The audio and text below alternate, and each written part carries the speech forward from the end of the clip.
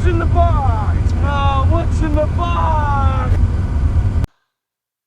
Hey guys, welcome back to Jack on Tracks, and we got another gripping episode of what's in the box. I know, it's a bag. Enough with this. It comes in a bag sometimes. I can't help it. I don't pack it. It comes in a bag. Keep it up. All right. Not exactly. Oh, I know what this one is. All right.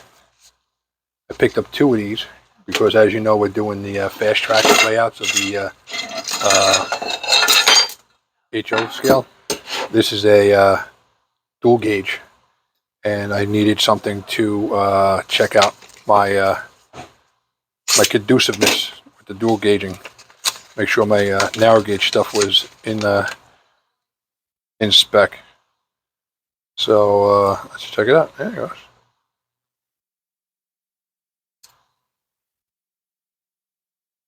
Yeah, a little tight, but you know that's why you get these. Even though these are in here perfect, way they come, they sit in grooves when you solder everything together.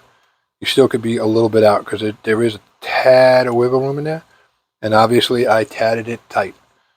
So that's that.